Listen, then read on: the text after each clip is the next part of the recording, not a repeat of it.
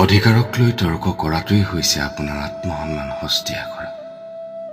আপোনাৰ অনুভৱৰ কোনো মূল্য নথকা ঠাইত নিজকে বুজাই দিয়াটোৱেই হৈছে শূন্যতাৰ মাজলৈ কথা কোৱা, যাৰ কোনো উত্তৰ নাই।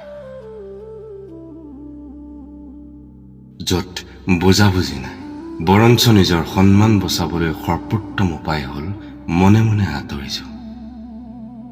আপুনি কিমান সঠিক আছিল সেই কথা কাকো বুজাই দিয়াৰ প্ৰয়োজন নাই। যেতিয়া সম্পৰ্কৰ সমীকৰণটো বিষাক্ত হৈ পৰে, তেতিয়া সকলো দোষ নিজৰ ওপৰত লোৱাটোৱে উত্তম। তুমি ভাল, মই বেয়া, এইটো এটা বাক্য যিয়ে সকলো যুক্তিৰ অন্ত পালে আৰু লুকাই থকা আৱেগক মুকলি কৰি দিয়ে। মিছা প্ৰমাণৰ যুদ্ধত জয়ী হোৱাতকৈ হাৰ মানি নিজৰ শান্তি পোৱাটো বহুত বেছি সন্মানজনক।